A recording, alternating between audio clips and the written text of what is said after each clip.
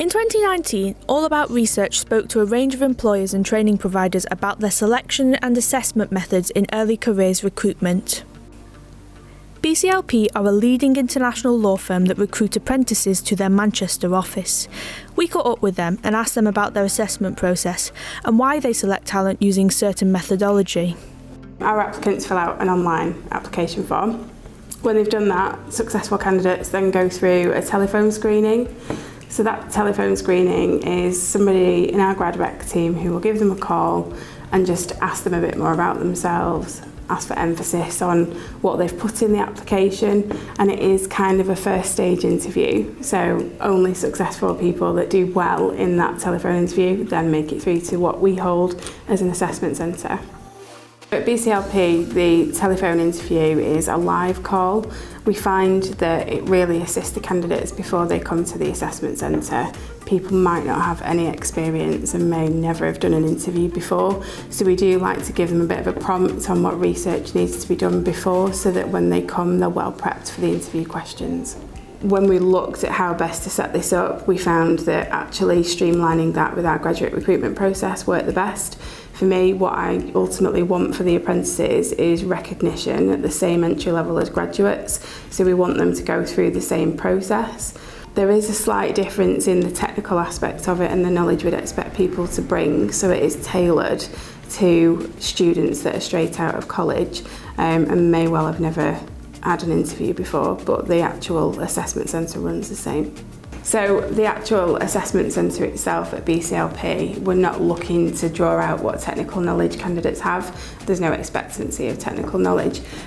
What we do is we will do a written exercise which is based on picking up errors throughout the document, and then competency style questions just to draw on life experiences that they have. The assessment centres allow us to see the individuals in all three scenarios.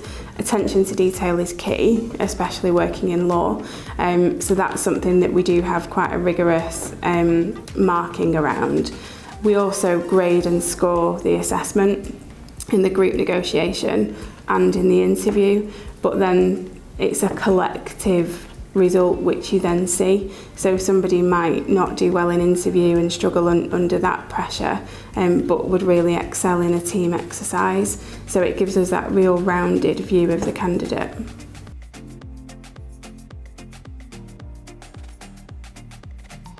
I remember I was having an interview with a senior associate and HR manager.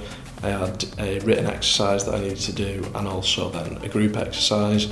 I think all three experiences as a whole sort of made me aware that you have to be able to work under pressure, and you've also got to be able to work well in a team and also know when it's right to compromise and work well with various different people. So I think the process overall, the actual assessment of getting a role here was really good and was very engaging as well. Even though they hadn't come to a decision, they still kept us updated and let us know what was happening so that we weren't left wondering what the outcome was, so that was really nice. Yeah, I think the process and the way they do it here is generally quite good, and it's quite well thought out, and they understand that it's young people they're dealing with, and leaving people with no feedback or just hanging by a thread with no answer probably makes them feel a bit disheartened and a bit, why have I bothered doing it? So I think that sort of the aftercare that they give you after the assessment centre to say that you could look at this next time, or you did this really well and you've been successful or not. After my year, they rolled out a new written exercise that it was on the similar basis of the written exercise at the time was spotting mistakes in a piece of writing. I think it was a letter, and the next year they rolled out a new written exam that I took myself to sort of test it out and to see how it would work and what I thought of it. And it tailored more to the property side of work that we do here, and it included questions at the end of content that was in the letter. So the testing out of that went really well, and it was nice to see that they'd taken on our feedback and what we thought and implemented it the next year. Professional services firm RSM overhauled their process by introducing a strengths-based assessment. We spoke with Farah Beveridge on why RSM chose to do this and how they enacted the change.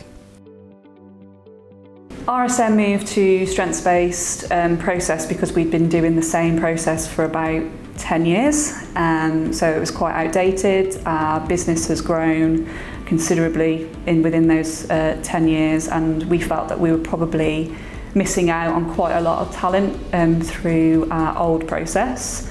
With early talent as well, 18 and 21-year-olds, they don't really have that much experience, so we wanted to look at potential rather than past, and strengths was the best way to do that. The old system was very traditional in terms of accountancy. We had even paper-based numerical and verbal reasoning tests, which were removed 3 years ago, which actually isn't that long ago. They then came back in and did basically a full assessment centre, and that was a whole day, all competency based. They did a group exercise, they did 2 interviews, presentation and a partner interview as well. So it was quite tired in terms of us not really knowing what we were looking for in a candidate, and probably completely putting the candidate off when they were going to our competitors and doing some fancy whizzy assessment as well. I also had quite a few conversations with hiring managers asking them what they look for, and they couldn't articulate it. It was a lot of culture fit, gut feel, and that doesn't really mean anything. Again, that's all of the sort of bias coming in. So I was pretty scared that we were just hiring clones of what we've already got. In terms of onboarding for us, because it is so competitive, we have to, at all sort of touch points within the process, we have to make sure that's nice, even if they don't get through. So again, in our old process, feedback was minimal. It was just quite boring, I think, from a candidate's point of view. Whereas now we've built in feedback reports. We've asked them to complete surveys after each stage, so then we can learn from it as well. And assessment centre turnaround in terms of feedback is far, far better, because it's only 2.5 hours, so the resource is completely shifted in terms of locally on the ground. We can sort of turn around the feedback within 24 hours. Also, we have quite a rigorous matrix at assessment centre, so the wash up is easier because you've got everything sort of written down in front of you about candidate in terms of all of those strengths that we measure. So actually it's normally quite a simple decision to make. You already know who you're going to offer to and who you're not.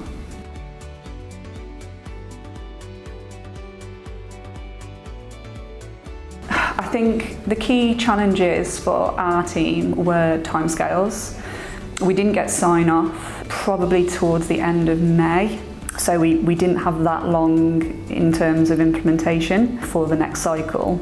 And actually behind the scenes there were quite a lot of work to get us to the point where we could go live.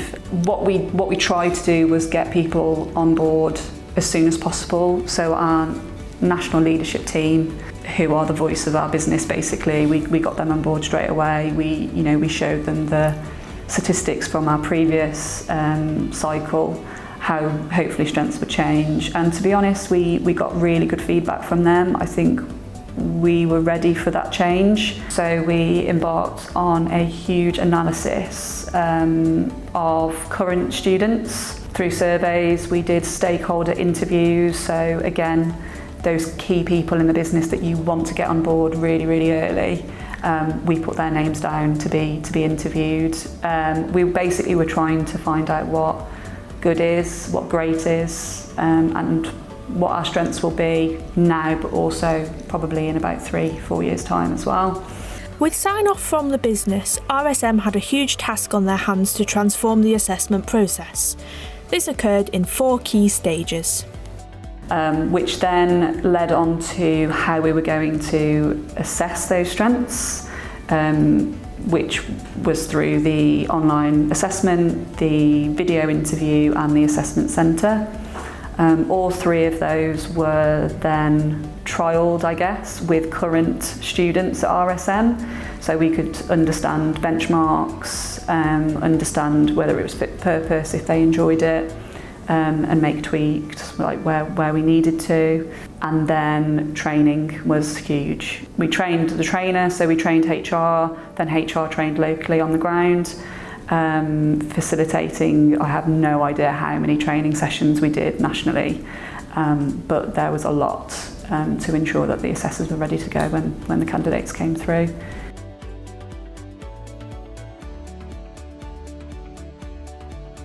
So from my point of view, minimal unconscious bias, so that's removing the CVs, having quite a strict matrix and strengths profile, I guess, to work towards, us actually understanding what good and great is at RSM and being able to future-proof that as well. And I think candidate experience is a lot better, and I guess it's just a refreshed and engaging process from both sides in terms of the business and the candidate as well.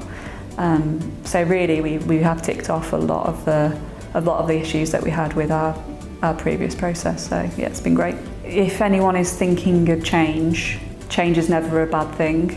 I think even if it didn't work in the first instance, you can always learn from that and change it again.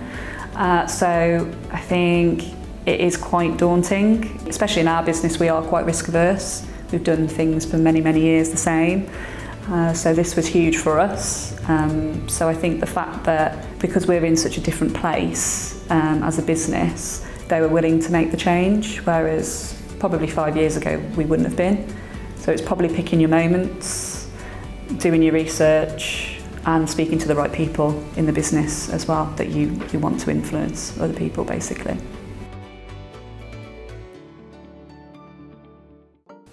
We visited QA, a national training provider who ran an apprenticeship clearing hotline on A-level results day. So on A-level results day this year, we opened up a hotline where people who had their A-level results in their hand could ring up and learn about different apprenticeship programs with different employers, much in the same way as they would for a university course. We asked if it is fair that students could call up and get an apprenticeship over the phone on results day, especially if others had gone through a more rigorous process earlier in the year. So the clearing line is slightly different from the university equivalent insofar as different employers and programs will have their own selection processes that you have to go through after expressing an interest. So apprentices will call up on results day and we'll hear about what results they've got, what subjects they did, and help match them up with suitable employers and programs. And from then, an assessment process will begin. And that might be as simple as a CV, but it might be tests, or even interviews. And look, for very, very prestigious programs at prestigious employers that have incredible employment prospects, they're pretty competitive. And so there may be minimum bars on grades and a pretty intensive selection process that people have to go through.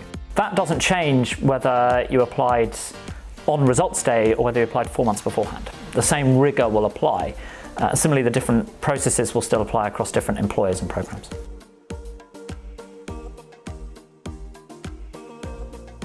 So overall, it was an incredible success. On results day and the Friday afterwards, we had over 1,500 calls from young people, but also a few from parents and from teachers. That's up 300% from last year. So tremendous excitement about this hotline. And the vast majority of those people were calling for the first time to learn about apprenticeships for the first time. And a large number of those young people are now actively in the selection process for different apprenticeship programs with different employers. And indeed, some may be starting their programs this month. Shoesmiths are a national law firm and have focused their efforts on developing an assessment process where candidate experience is at the forefront. For a firm that receives over 3,000 applications every year, a coordinated and seamless process is required.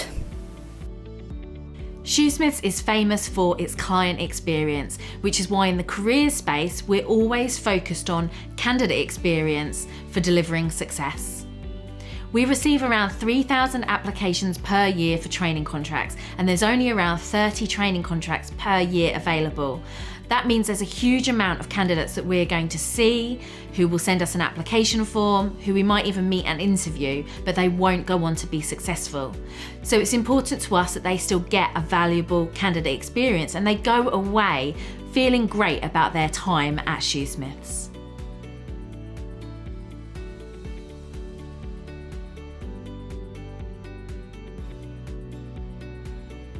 There's a few key things that I want to mention that Shoesmiths does differently in the careers space, and one of these is social media and engagement.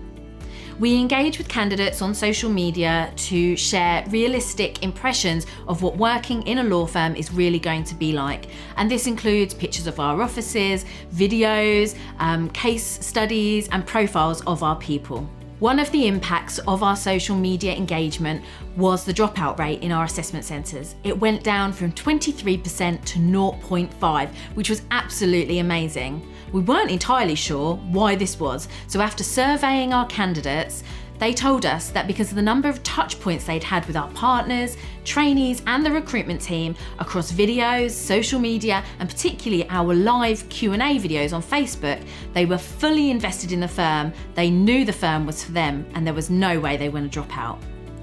One of the things that we wanted to develop this year was our email correspondence, because we felt like emails can be quite impersonal and we wanted to add that personal touch back into the candidate experience.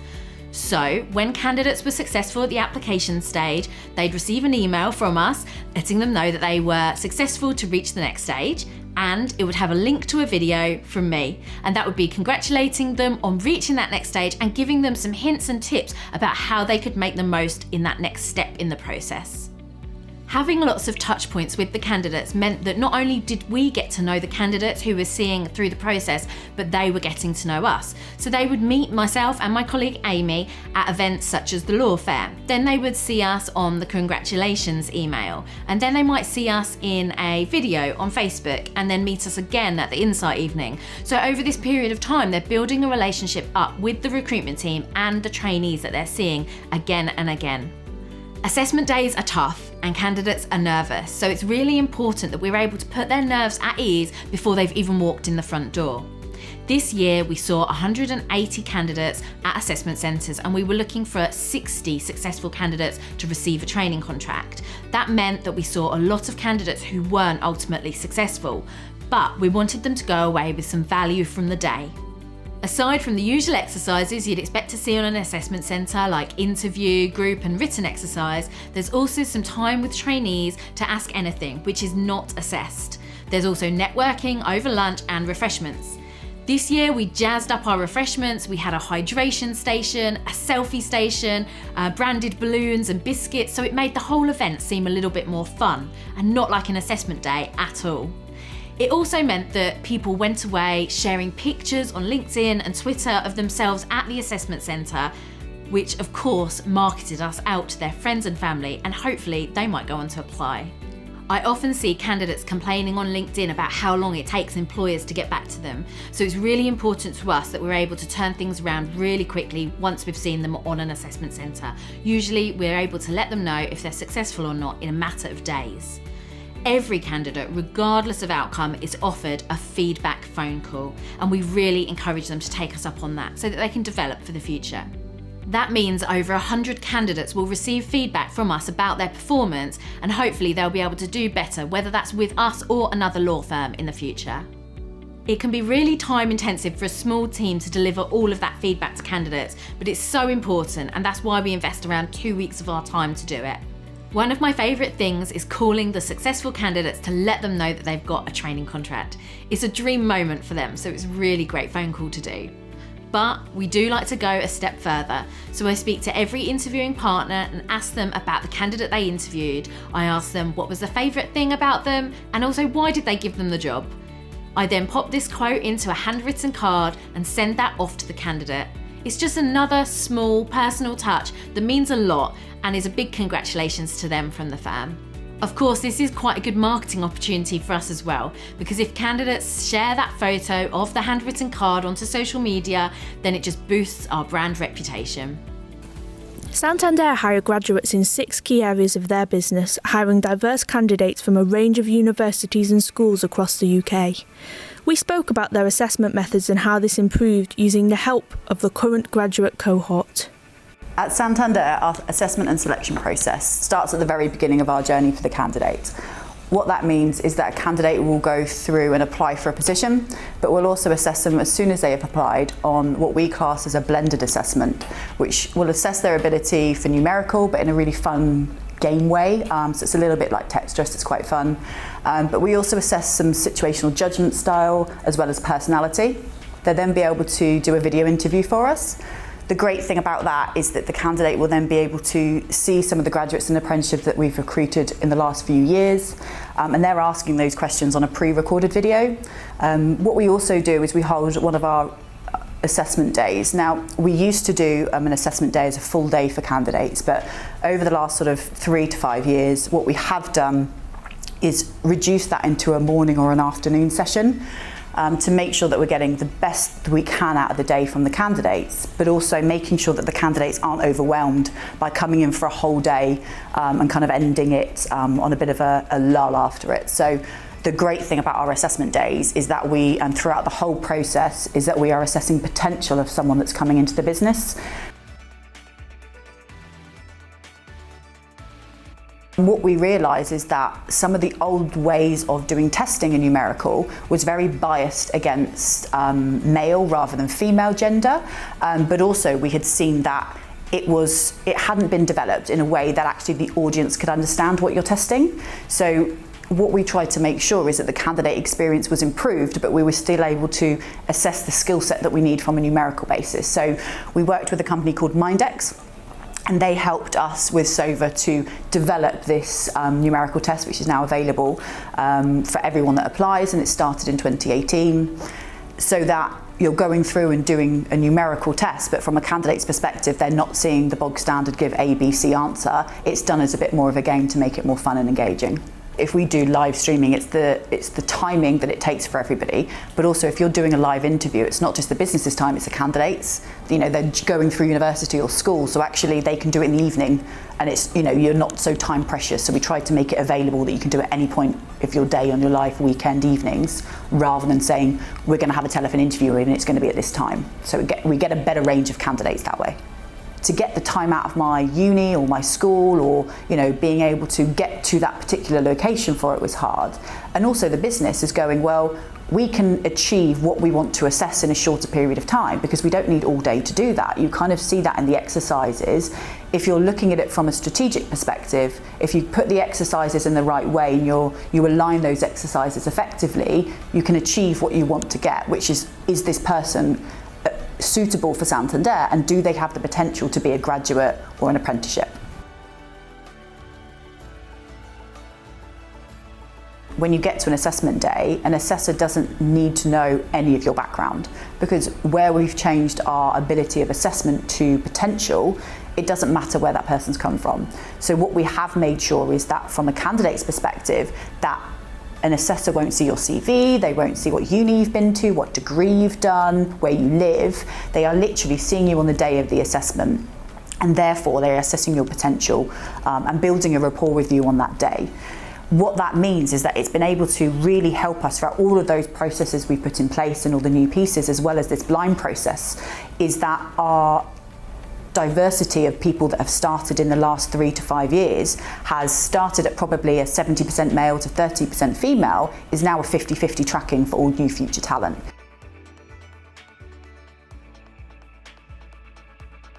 We had a one-to-one interview, a group exercise, role play, and then an individual presentation. And well, I can see why they did all of them, to be honest. I think the group exercise, obviously, as soon as you start in the bank, you're working with all kinds of stakeholders and teams, and that was a real opportunity to kind of demonstrate your working styles and interact with others that you might potentially be working with at the bank. The role play was equally fantastic because that was 1 to 2, so you were interacting as if you were already working at the bank, which kind of gave you a chance to put your Santander hat on and sort of act out the role that you'd eventually play at the bank. And then the presentation, obviously you're doing presentations all the time as a grad, and that, yeah, I'd say each and every exercise that we did in the assessment centre I can see why we were asked to do. I did maybe 7 assessment centres, and I found the Santander Assessment Centre to be genuinely the most kind of friendly and warm, and I just felt so comfortable. And I think that it's important to consider whether the company is the right fit for you, but also whether you're the right fit for the company. Obviously it works both ways, and I felt so comfortable in that assessment centre that I knew that it was the right place for me. Whether it was preparation for the video interview or the online testing, everything gave you a little bit of insight into what life would be like at Santander. Obviously, the assessment centre, I think, gives you the most insight, because at that point you have the opportunity to interact with current employees of Santander, and it gave us that kind of first-hand experience in being able to ask them questions about the culture and just real sort of insight. Also, obviously, it's at the offices, so you get a feel for what it would be like to work at Santander. And I'd say, yeah, you learn something at every stage of the process, but in particular, the assessment centre gives you real insight into the company and the culture, and even just the feeling that you get from the people that you interact with that work here already. The only couple of things that I would probably improve would be, number one, feedback. Obviously, as a graduate, or even at that time as a student, jumping through all these hoops, it can get quite demoralising, and getting as much feedback as possible from the bank in terms of how I was doing and where I stood in the process, and constant communication was really key. Once again, another reason why I ended up at Santander was that I felt like I was being constantly kept in the loop as to where I stood in the process, and so I'd say just as much feedback as possible is always really valued as an applicant, because you're conscious that you're jumping through so many hoops, and being kept in the loop is really appreciated, I think, as an applicant. And then, as well as that, I'd also probably say just to keep it as personalised as possible. The telephone interview at Santander, even though it was a standard telephone interview, I found to be really you feel like the person that's on the other end of the phone has really taken the time to understand you and your profile and your CV and your application, and that also means a huge amount as an applicant that's probably applying to a million other places that aren't treating them in the same kind of personalised, tailored sort of manner. So I'd say feedback and keep it as personalised as possible. AllAboutGroup would like to thank QA, Shoesmiths, RSM, BCLP and Santander for their time and insight into their selection and assessment processes.